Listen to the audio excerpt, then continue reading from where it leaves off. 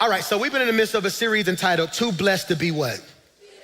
When I tell you, man, I haven't gotten this many inboxes, bro, in a long time. People have been inboxing me saying, hey, you blessed me Sunday. Like there were parts of me that was hurt that I didn't really even know was still hurt, that I had placed in my heart where I was still somewhat bitter, and the Lord began to deal with me on that. Hear me, one person inboxed me and said, Pastor Mike, to hear you admit that you had seasons of your life where you were bitter freed me to admit that there were seasons of my life where I was struggling with some stuff. And I hope you handle this. I said this last week. Some people let what happened to them become what grows in them. But when God's hand is truly on your life, you reach a point where you can say, I've been through too much grace to stay stuck in old grudges. I'm gonna say this and only 7 of y'all are gonna receive it. There's some blessings coming with my name on it. 7 of y'all should have shouted, I received that. I can't stay stuck. Please, if you don't put nothing in your notes, write that bold. I can't stay stuck in old conversations, stuck in what happened 7 years ago, stuck in the pain of my past, stuck in the rejection of my past, stuck in the seasons of loneliness that I endured. Hear me when I say this, God has something so special in store for you, but if we don't deal with the places of our life where we've developed bitterness, it's going to block our blessings. And as a pastor, I don't know how to be anything other than myself. I don't know how to preach in a preacher's voice. I just preach in the regular voice I talk in. I don't know how to portray myself as something that I'm not. I only know how to use transparency and be myself authentically. And as a pastor, as a man of God, as anointed as I am, as much as I love God, I am also bold enough to say I've had seasons of my life where I was bitter. Now let me free you. And I'm not talking about 20 years ago. No, I've had seasons of my life where I was bitter 6 months ago, 8 months ago, 9 months ago, a year ago. There are things in my life I'm starting to realize now, because at the end of the year, I sit back and I reflect and I make notes and I talk to myself. Okay, well, how did I feel about X, Y, Z? As things happen, you might want to steal this from your pastor. As I go through things in the year, I got a note in my phone where when something happens that hurts me, I make a note. And at the end of the year, I go back to my notes and address my pain. See, you can't heal what ain't been diagnosed. So no, literally, I've been going through my notes in my phone like, that hurt. that took something out of me. Man, I can see where I got a little bit more guarded here. Why, PMJ? Hope you catch this. Because bitterness is discipleship in reverse. Bitterness is discipleship in reverse. Discipleship makes you more like Christ, while bitterness makes you more like your wounds. One makes you heal while the other makes you hide. That's critical. And what I'm telling you is you are in a season of your life where you have to heal. I'm gonna say that again. You have to heal. I want you to hear me because I'm being very intentional when I say this. I'm not saying you need to heal. I am saying you have to heal. There are doors that God is opening for you in 2026 that the broken you gonna blow. You gotta heal so you can be all that God has called you to be. I told you that bitterness is an infection, not an emotion. People think bitterness is a feeling. It's not. It was happened when a wound never fully heals. Bitterness is what happens when a wound never fully heals. And that's what I'm trying to get us to do. The boldness to deal with the areas of our lives that haven't fully healed. And I told you, bitterness spreads through your thoughts, settles in your identity, and starts speaking in your voice. It will cause you to sabotage relationships, misread love, and mistrust blessings. That's critical, Pastor Mike. Why is that important? Because bitterness turns self-defense into self-destruction. Michael, bitterness turns self-defense into self-destruction. No, you will think you're protecting yourself and don't realize you're hurting yourself. I got an inbox this week from a brother. He said, Pastor Mike, I sat in my room all day, man, just thinking about the stuff you preach. He said, it didn't hit me. I had 2 friends hit me and say, man, he said, I apologize to my friends because I said, hey, man, there's some place in my life where I had blind spots.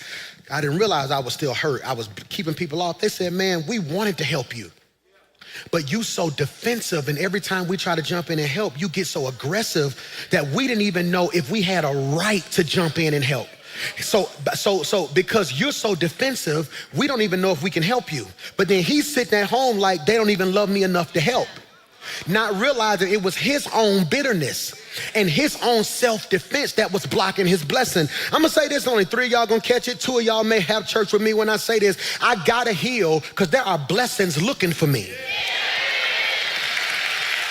I'm in the wrong church. I'm gonna say it again, and 3 of y'all gonna receive that. I have to heal because there are blessings that are looking for me. I can't walk around upset. I can't walk around mad. I can't be worried about if this person gonna be a snake or a liar. I can't worry about if they gonna betray me or play me. God got me. I am too blessed to be walking around dealing with life by myself because I never dealt with the pieces of me that have not healed. I'm gonna say this, blessings are looking for me.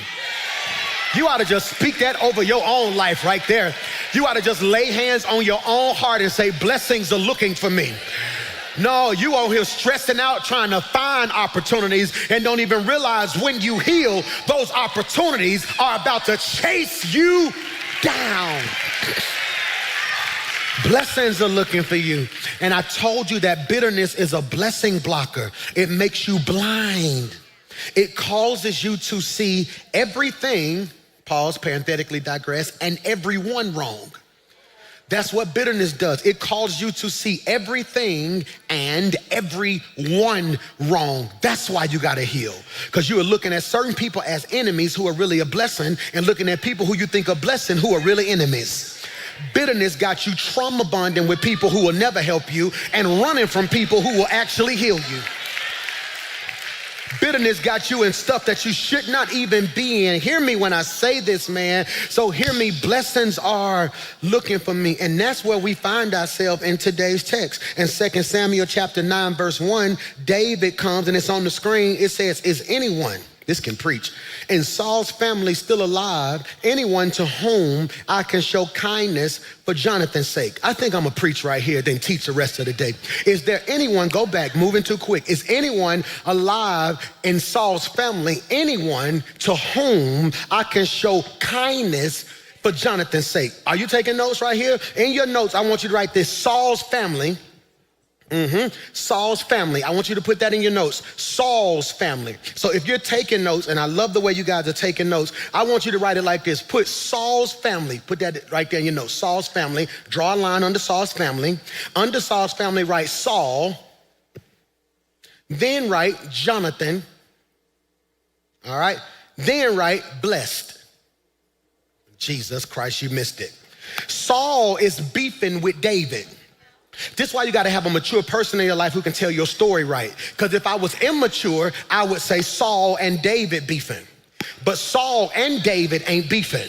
Saul got a problem with David. David ain't got no problem with Saul. See, that's why 6 people got your testimony twisted, because they say, I heard y'all don't like each other. No, I don't know them not to like them. No, something about my favor offended them. They got a problem with me. I ain't got no... That's for 3 co-workers, 2 cousins, and your old friends who think you sitting around thinking about them. I'm not thinking about you. I'm about what God called me to be right now. David has not disrespected Saul. David never disrespected Saul. David never disrespected Saul. David never disrespected Saul. What are you talking about? He did nothing. Saul's issue with David ain't because of what David did to him. It's because people started seeing David in a different light than they say Saul.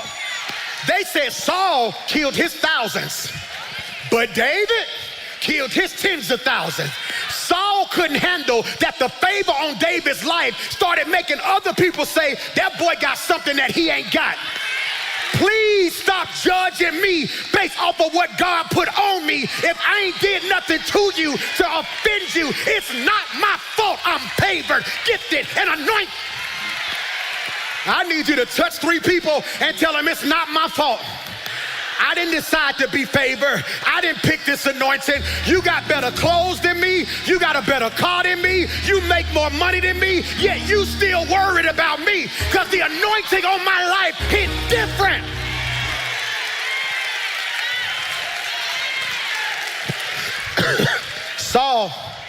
David ain't did nothing but honored Saul.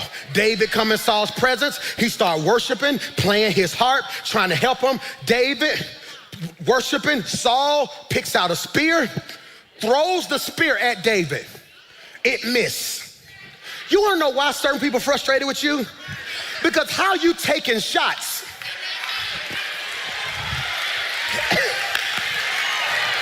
and they miss. See, some of y'all spend too much time throwing shots back. No, the greatest thing you can do to somebody throwing shots at you is to live your life in a way that show them it missed. I don't know who I'm preaching to. All the super saved folks, you can sit still.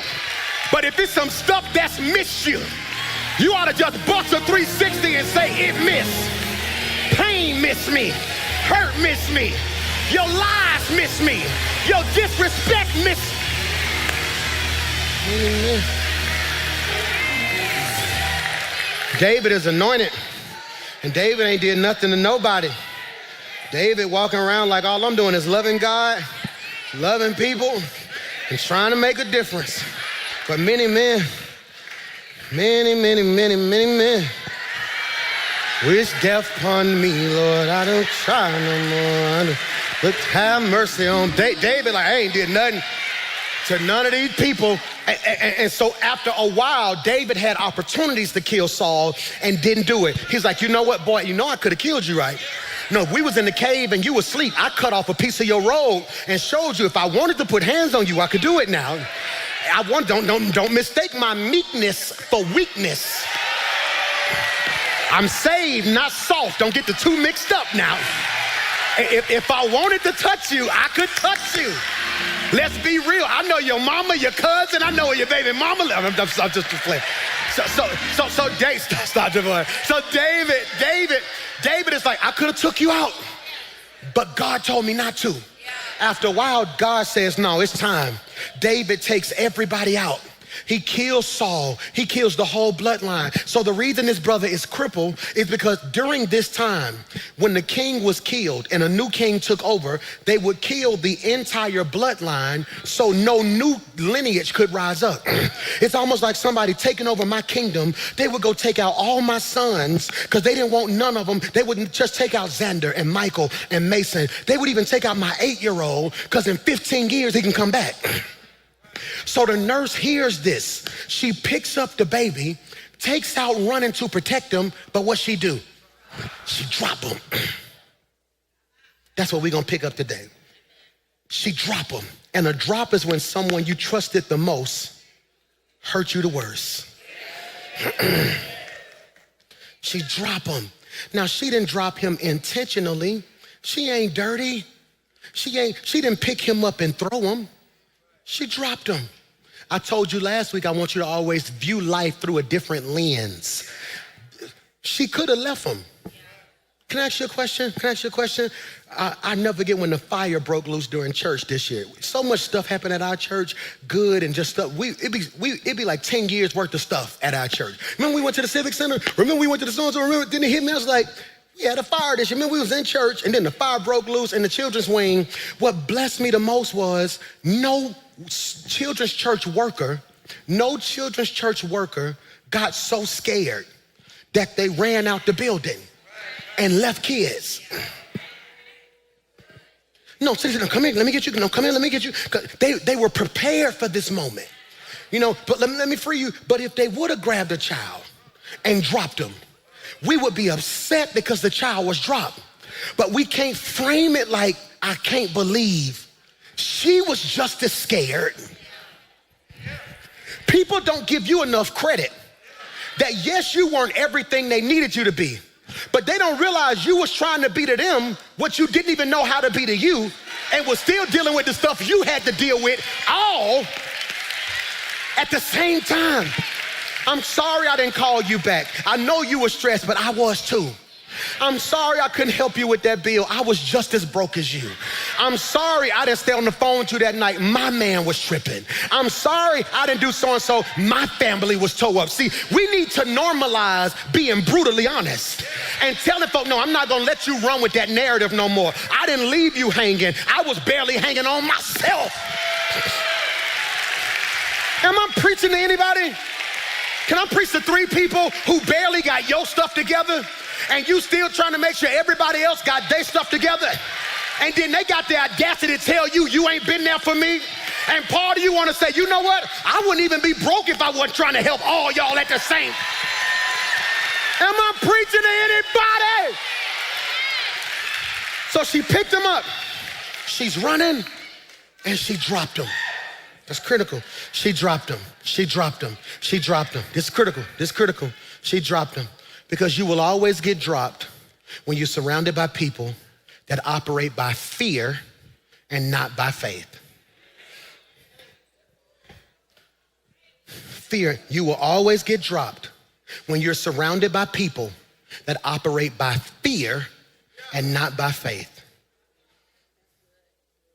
Please listen to your pastor. I'm not perfect. I don't claim to be perfect, none of that stuff. Whenever I go through something, I preach about it and I try to share with you how I'm coming through it. That's all I'm doing, okay? So here's what I need you to do. I need you to start sitting back and I need you in your group thread with the people who matter most to create that group thread and say, hey guys, where do we need to heal? Because being unequally yoked ain't just about who you marrying.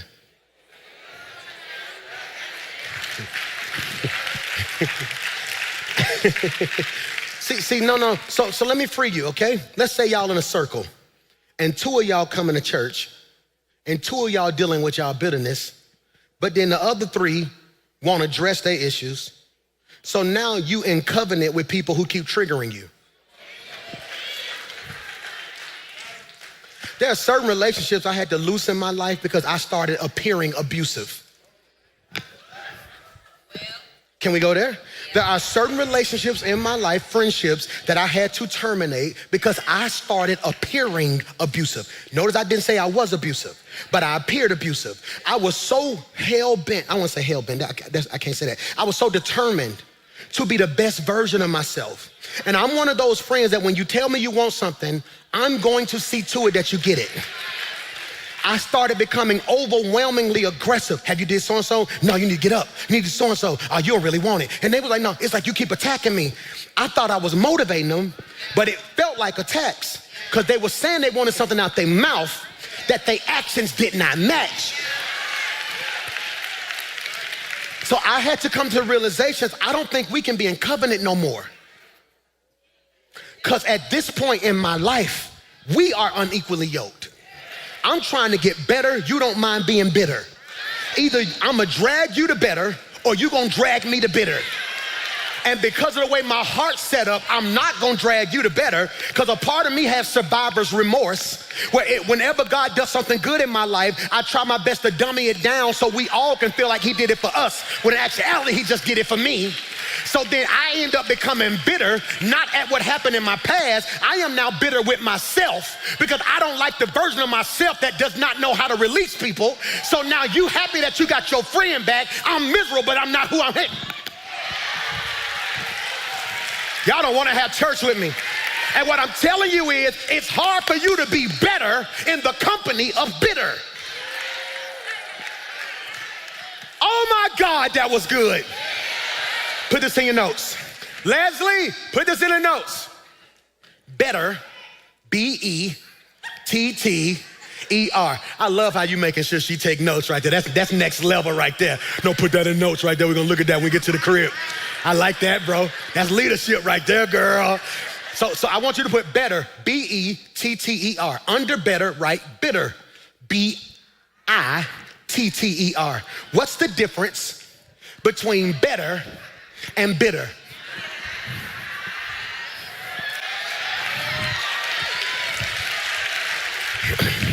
As long as it's always about you, you're gonna stay where you at. I don't like it. I don't feel like it. I don't understand. I don't want it. I shouldn't have to feel. And God is like, well, since it's all about you, you gonna stay bitter. The difference between bitter and better is the ability to deal with what I've been running from. This good. It's good. She drops him. She drops him and he becomes crippled. Now, there are local colloquialisms that suggest he got dropped on his head. I heard a preacher say this once. He said there was an old age local colloquialism. To be dropped and lame in both feet means that you were dropped on your head, and the head trauma caused your feet not to work. There's no biblical backing that suggests that that's true. I can't find it, so I can't really stand on that if I can't proof text it. But what it does mean is this, it's on the screen. The text is not merely reporting a physical injury. It is revealing a psychological imprint. It's on the screen. Because trauma not only altered his mobility, it altered his identity. Wow. Trauma not only altered his mobility, it altered his identity. He didn't just lose the ability to walk. He lost the ability to believe he belonged. What you went through wasn't just about what you went through. You've been so focused on what happened to you that you miss what's been altered in you. Please put that in your notes. You've been so focused on what happened to you that you have missed what altered in you. Yes, they lied on you. You don't realize your ability to trust has been altered in you. So you dealt with the fact that they lied, but don't realize what's missing. I never forget when my house got broken. I was living on the east side and our church started blowing up. And so we had 6, 7 services every Sunday. So they knew where I was gonna be. And every Sunday at 12:30, my deacons would walk in church and they would wave at me in church. I would in church and they would break in my house at the 12:30 service every week. Just break in. And it's like they would break in the garage, take something out the garage, break in the garage, boom, take. Then once they realized that my alarm was just there for decoration, I wasn't paying that alarm bill. Who else ain't paid your alarm bill? Anybody? It go off, ain't nobody coming in Jesus' name. It's like, I was just trying to, I thought that would be enough. Evidently, they broke in and it went off and they went in the bushes. And like an hour later, didn't nobody show up. Then they just in there cooking, just taking their time. They would go upstairs. I didn't care. They just take stuff out the garage and boom. They got in the den, took some stuff, boom. It didn't break me till they took my PlayStation. Oh, we had to call the police then. There's somebody going to jail. Somebody going to jail now. And I never forget, this is critical. I need you to catch this. They had broke in so many times that we didn't realize what they stole till we went and looked for it. I never forget one day my wife was like, have you seen my earrings, the ones we got? I was like, so what you talking about? She's like, then we both looked and said, they got your earrings. That wasn't on the police report though, because we could tell the TV was missing. I could tell the PlayStation was missing. I could tell the lawnmower was missing. But there were certain things that we didn't know were missing until we went for it. You so busy on what you survived, you don't even realize what's missing till you reach for it. The reason you snap so quick now is that you don't realize, yeah, you made it through that trauma, but your peace been gone.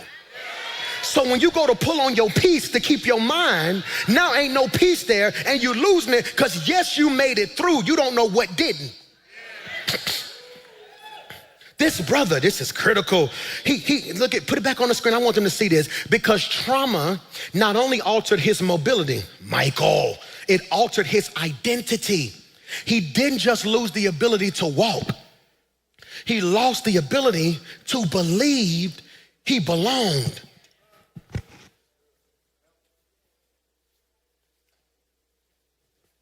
What I'm gonna say is gonna feel simplistic in nature, but for some reason, when I say it, if you hear me with your spiritual ear, something in your spirit finna click. I belong. I'm in the wrong church.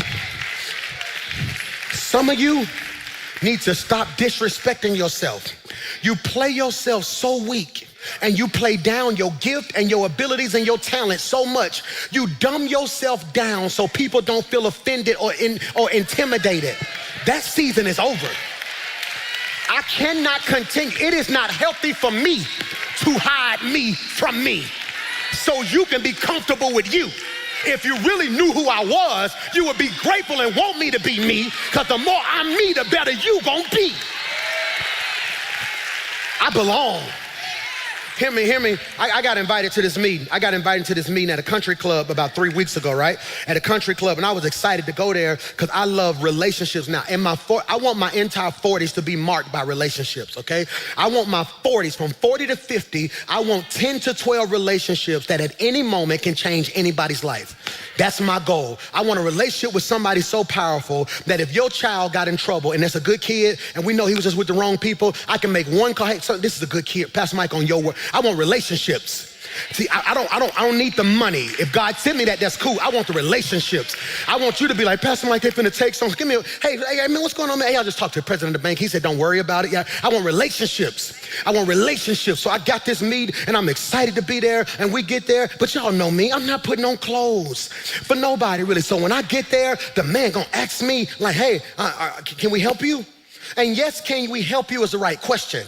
But it was the spirit behind the can we help. It was the, can we help you? It wasn't a, hey, can we help you? No, it was more of a, can we help you? He made me look at me like, I was like, no, I'm good. We good. Are you here to meet somebody? I said, yeah, yeah. He was like, all right, cool. Have you dined with us before? I was like, no. Like, so cool. So who you here? I said, why are you asking me all these questions? He's like, sir, we're just trying to see. Then my friend walked up, hey, Michael, how's it going? He gave me the good handshake. The other guy gave me the good handshake. And he's like, oh, okay, we're just gonna get you guys seated. And I said, no, I said, he was treating me because of what I had on, like I ain't belong. I said, I ain't trying to be funny. He's like, well, everybody here normally has the khaki pants, white shirt, blue blazer. I said, well, I got on a jogging suit. Don't think I don't belong because I don't look like you. See, some of you finna be really hard to deal with because you've allowed people to keep you out of places you should be in because you didn't think you belong. Well, I don't really come from a family like that. Well, I ain't really got the money to know. Who asked you that?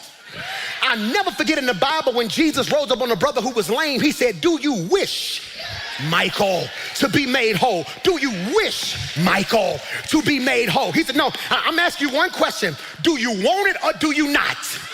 And I'm gonna separate the real from the fake right here because I am done walking in rooms like I'm grateful to be there. I belong in this room. Why should I have to walk in here smiling like I'm grateful? You don't know the work I put in, you don't know the sacrifice I put in, and you don't know who my God is. I need you to touch 5 people and tell them I belong. I belong at big tables. I belong in neighborhoods with gates. I belong at certain banks with certain amounts. I belong on certain levels. God did not bring me this far just to bring me this far. I am the righteousness of God. I belong.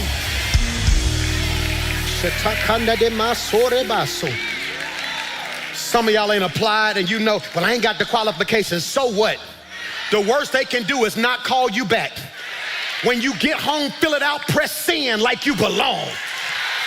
When you leave here today, go through some of these neighborhoods and just ride around and see what your future neighbors look like because you belong.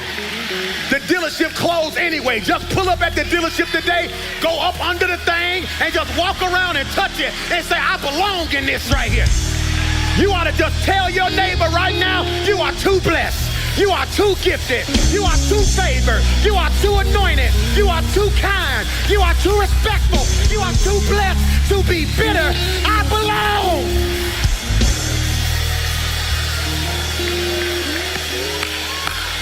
This it right here, Dre. I feel it. Hear me when I say this. So when we arrive to chapter 9, we find Mephibosheth all grown up, living in a place called, I got 10 minutes, Lodabar. He's living, put that in your notes, Lodabar. Lodabar. Lodabar. L-O-D-E-B-R. Y'all was struggling with that Lodabar. Whenever all y'all do this, then y'all done figured out I got these screens too. Y'all like, Lodabar. He's living in Lodabar. Put this in your notes. Because Lodabar isn't just where he lived, it's where he survived. Why is that important, PMJ? Because this isn't a random detail. It's revelation through geography. Whenever you see a city or a place named in the Bible, that's intentional because all names carry definition. They didn't randomly call a city Birmingham. They named that place Lodabar because it is revelation through geography. Lodabar isn't just where he lived, it's what he survived. All right. Say that better, Mike. A lot about who you are would change if you understood. So I'm so grateful. I'm from Ansley, 1501 51st Street. I love Ansley. Hear me when I say this. We left Ansley when I went to the seventh grade. Up until then, I was Green Acres, Central Park Elementary, Green Acres Middle School. I love being from Ansley, okay? Hear me when I say this. I hope you catch this. Ansley is not just where I lived, it's where I survived. Because a lot of my friends didn't. You see, a lot of them locked up. I know a lot of them who died. That's why when they see me, they be like, boy, we're so proud of you. Because it ain't just where I lived, it's where I survived. So I want you to think about where you come from.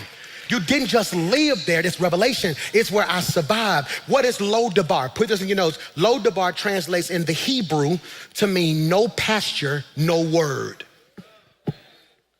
No pasture, no word. So think about this.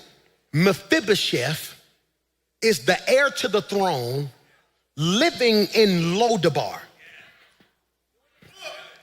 He should have a feast, but he's at a place with no food. He should be honored as a king, but he's in a place of no honor. No pasture, no word. Lodabar. Lodabar. Some of your relationships are Lodabar.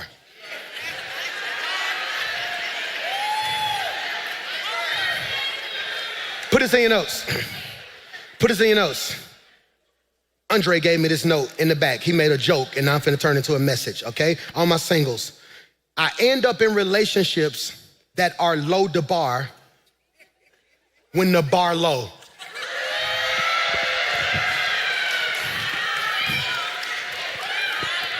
When the bar low. No.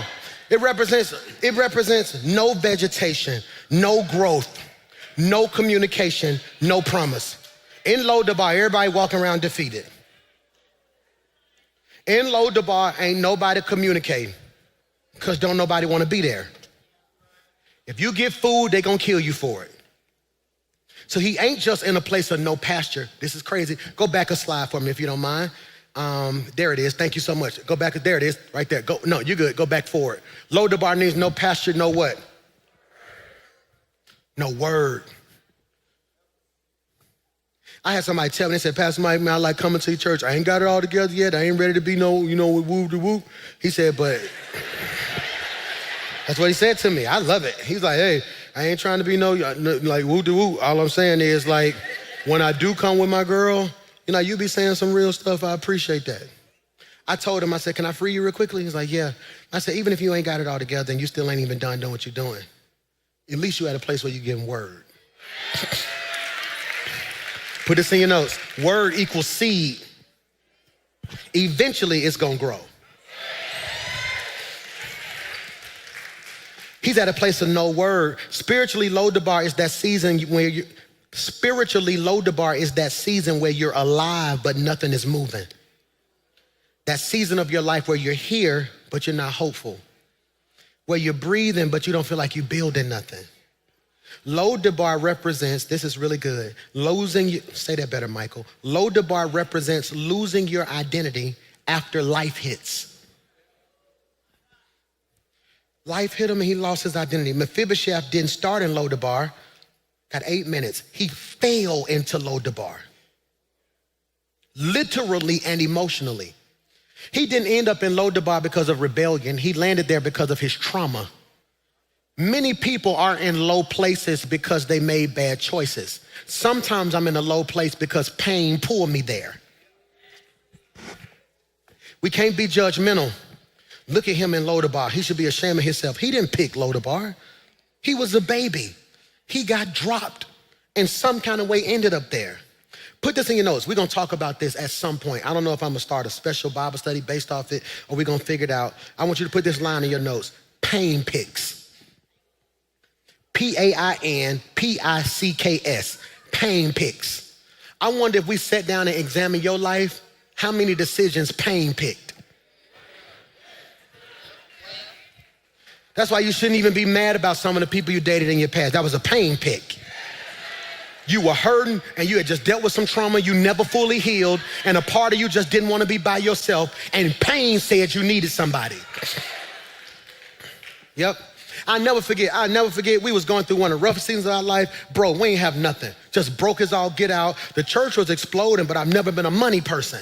You know, so you don't even realize, maybe up until about 6 years ago, really wasn't even getting a real salary for it. I would always give it back and pay this bill, pay this person. So we struggling, kids struggling. 2019, didn't even have money for Christmas. The leaders came together and gave me like $3,000 or $4,000. Remember that, Miss Jessica? Y'all got my Christmas. That was 2019. Big had just dropped. I ain't have nothing. I've never been a money person. I've always said, man, bless them, give them, God got me.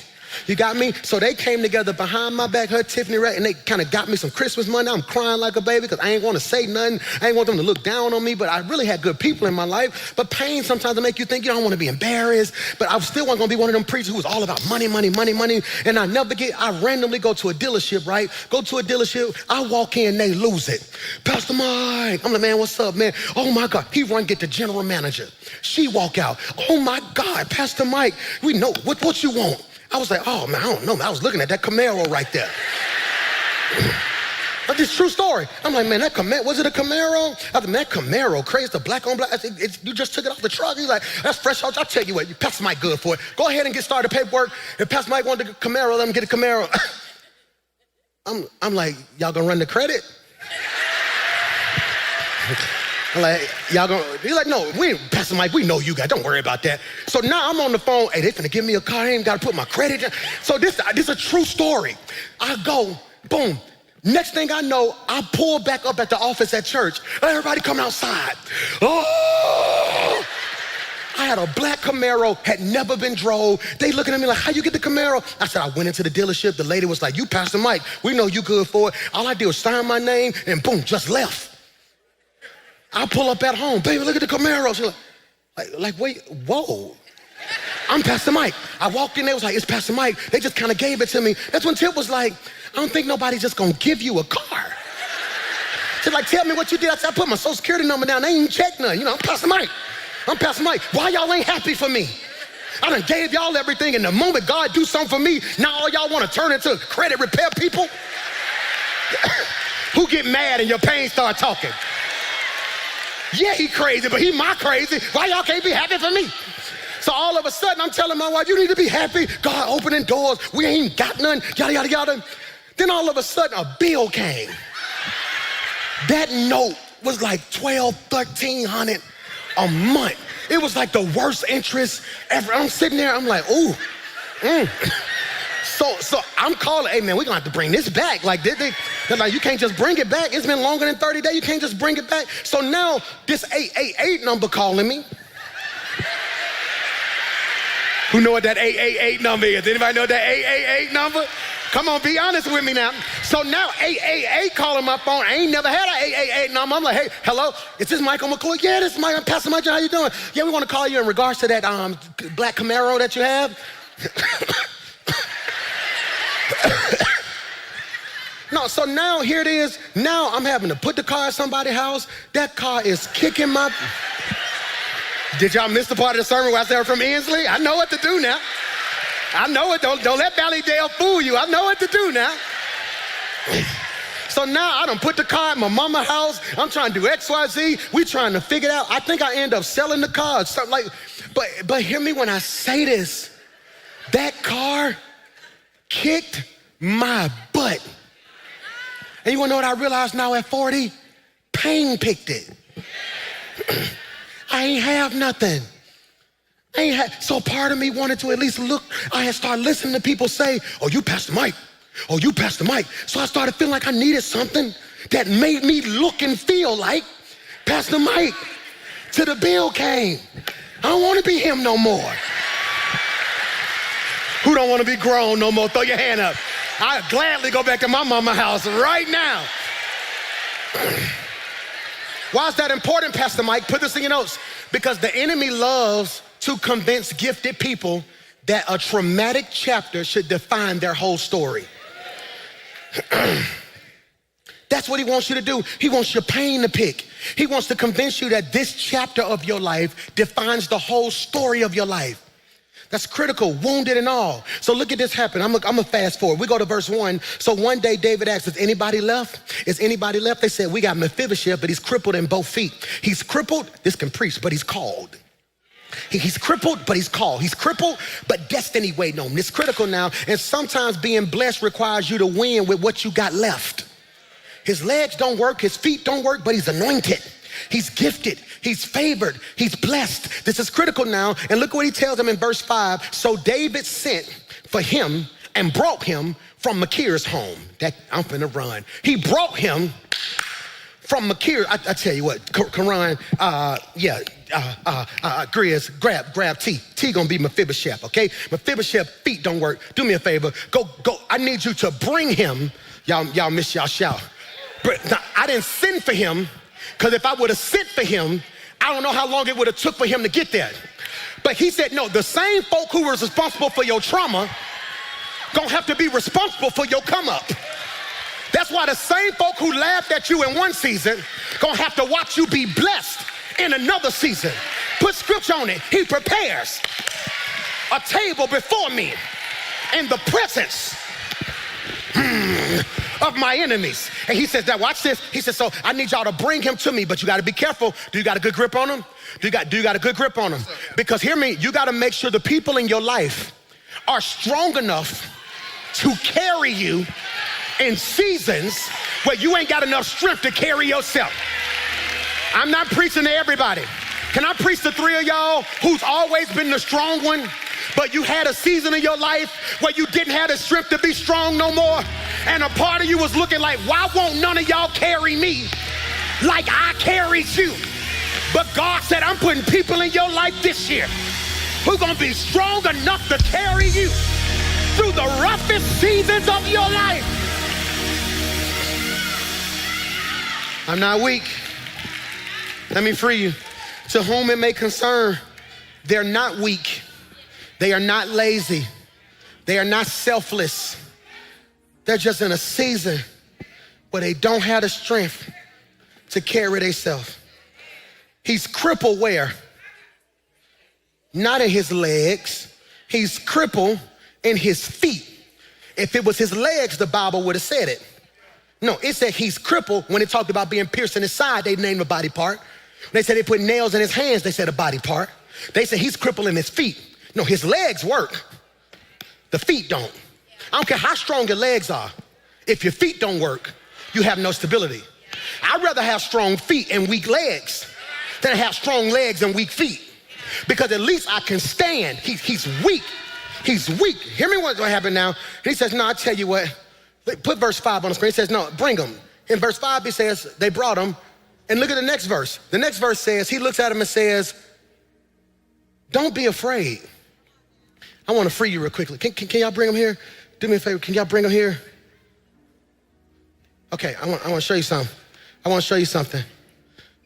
This is what's, y'all good, right here? This is where some of y'all fail.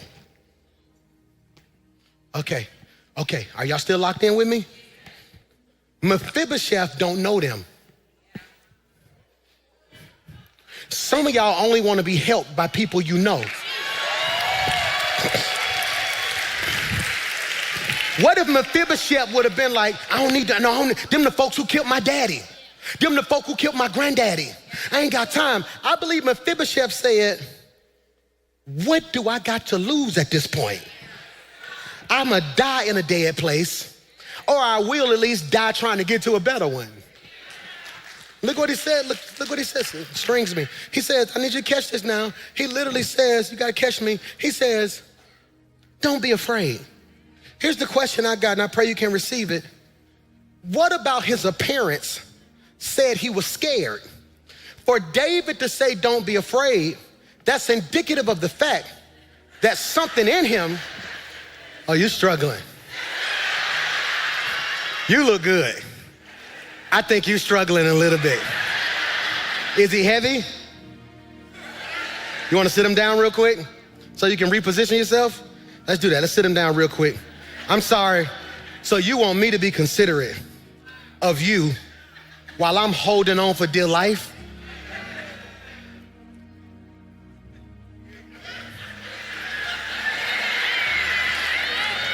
You said you got me, right?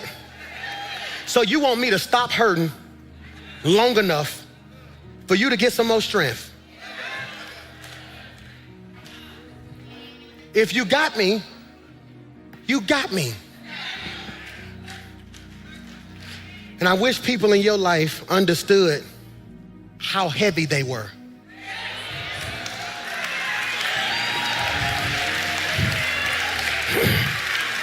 I'm gonna say that again. They're carrying him. I wish the people in your life understood how heavy they were. Young people, I know you think your parents, my mama don't do X, Y, Z. You don't know how heavy you are. You don't know how much weight it takes to work a job, pay bills, keep you fresh while you talk crazy. You don't know how heavy it is trying to be to you what nobody was to me. I'm trying to be the best big brother to you that I know to be to you. You don't understand how much it took. Nobody was what I'm being to you. It's heavy. People tell me all the time, I wish I could do what you're doing, PMJ. They don't realize it's heavy.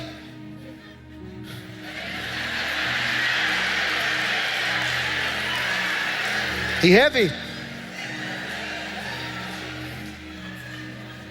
Can I ask you a question?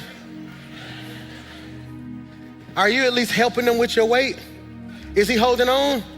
See, because even though people are carrying you, you can do your part too. Yes, I'm a weight, but I don't have to be dead weight. Michael! Scripture, David said, watch this, let's go home. For I will surely show kindness for your father Jonathan. Look what he says. I will restore all the land and you can eat. I tell you what, sit him at the table. At my table, we finna have church by ourselves right here. He said, yeah, I know you living in Lodabar, no pasture, no food, no word. But after today, you're gonna have everything that should have been yours in the first place. If you don't shout for nothing else today, shout that God's giving you back everything that you should have got. Every blessing that's held up is getting ready to hit your life at the same time. Look what he says. He says, the scripture says, you good, man. You will always eat at my table. Now here's what you missed. He said, I'm gonna give you your land back. In those days, you only ate what you farmed. He said, I'm gonna give you the land. This is a business standpoint, right? All my entrepreneurs, listen. You can lease out the land if you want to and make the money. What you eat ain't gonna be based off of what you do. If you never put nothing in the ground, you still gonna eat, because you're gonna eat at my table. So, you want some chicken? Pass the chicken, brother. Oh, yeah, there you go right there. What else you want? Salad. Salad, okay, there you go. Potato, pass those potatoes over there. Thank you. Yams, collard greens, mashed potatoes, beans, greens, potatoes. You name it. There it is, man. Wow. It's crazy, ain't it? It's crazy. Drink, man. Get you something to drink right there, man. Can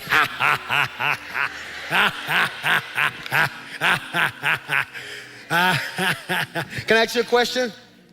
Does his legs work? Do my feet work? Does his feet work? How you know?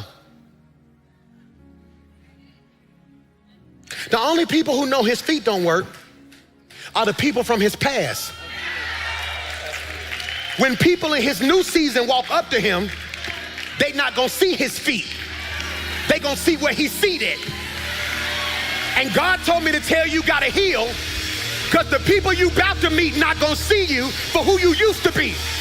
They gonna see you for who you are about to be. Am I preaching to anybody? So hear me, you ain't gotta walk around down. I'm at the table. I'm at the table. Every entrepreneur should have heard me when I say that. You don't know who bringing what to the table. You just know we all at the table. We all at the table. I decree and declare, stop introducing yourself based off of your old hurt. Stop telling new people what you went through 7 years ago. They weren't there and you don't look like it anyway. When they see you, you just need to walk in what God's getting ready to call you to be. All things are passed away, and behold, all things are made.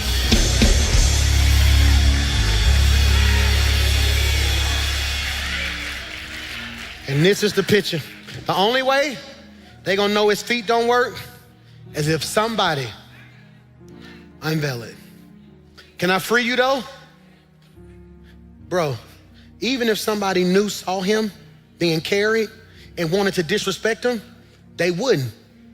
Because an assault on the king's friends is an assault on him. So back in the day, if you looked at a guard, one of the king's guard, and you pushed him, you got put to death. Because if you touch my people, that means you'll touch me. Watch this. So now, even the people who would have treated him bad for his deficiency got to treat him better because of the proximity he has to the anointing. And hear me when I say this. I know you've been through a lot. And I want to say this, you got a right to be bitter about some stuff. I check myself daily. Daily. But you know what? I'm at the table. And I'm telling you, you're at the table. And what God is doing in your life, I want you to put this in your phone. And I'm sending you home on this. The blessing isn't random, it's positional. God places you where favor can find you. So if you're gonna live blessed and not bitter, it's 3 things we have to do. Number 1, release who dropped you. You gotta release who dropped you. Why, PMJ? We often feel like we're owed an apology, an explanation, or acknowledgement. But the truth is you can't be blessed and bitter at the same time. I know some of you are saying, baby girl, but they're gonna apologize to me. They don't have to. I just wanna know why. No, that's a trap. They need to at least acknowledge for what? Forgiveness is not saying that they were right. It's saying that their actions will no longer control my life. I've forgiven people and not spoke to them. I don't even need a conversation with you to forgive you. Number 2, receive where God has placed you. You are not in Lodabar anymore. Your environment is shifting, your identity is shifting, and your language is shifting. Act like it. I don't carry myself like that no more. I blocked one of the biggest blessings in my life about 9 years ago. Just talking wrong. We were so young, and I can remember, man, we was meeting millionaires after millionaires. God was putting us in rooms where it was people who could write one check and change your whole life. Your whole life. Your whole life. I can tell you story after story of me explaining to them, well, I'm not really about money, so we don't really have the money we need, and, getting finance ain't really, and I never get the man was like, I ain't heard this many can'ts in my life. And you would think after he lectured me, he would bless me. He's like, no, man, but you got to believe in yourself before somebody believe in you. My family didn't really have a home at one point. It was all over the place. And we had met this family who had this multi-million-dollar house. And I'm crazy. When I tell you I'm crazy, I walked up to the family, I want you to give me this house. I said, you're going to hold a mortgage for me. We're going to figure this thing out. And they said, you know what? We finna pray about it because we own houses all over the... I'm like, oh my God. And they went and checked my website. And on my website, I was like, we gonna have no debt. We're gonna do X, Y, Z, no X, Y, Z. But I never updated the website for like 3 years. Just like, we don't wanna go against your vision. We really believe in structure and order. And I couldn't even tell them, like, what it said was, you don't believe in your vision enough to keep your vision up to date. You're carrying yourself like you're in Lodabar.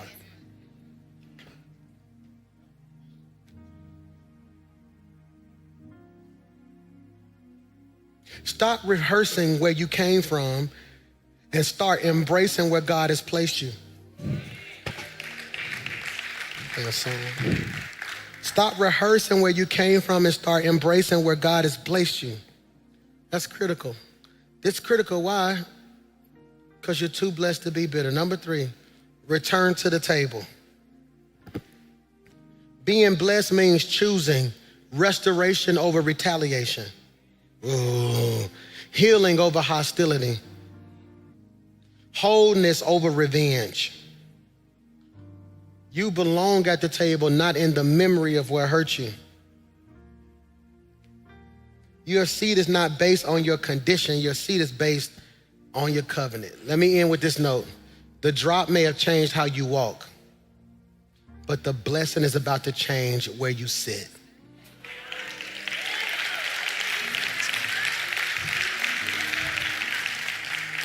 Father, in Jesus' name, I pray that we leave here today acknowledging the places of our life where we were dropped. God, I pray that we don't leave here acknowledging the place. I pray that we don't leave here acknowledging the places we were dropped and then feeling sorry about them. But God, something in us to say, you know what, where God has taken me, I'm free from that. I pray that we don't leave here dwelling on it, but we leave here rejoicing. Like, God, you allowed me to survive that. And I thank you for every mountain you brought me over and every valley that you took me through. God, we give you all the honor, glory, and praise in Jesus' name. And everybody said,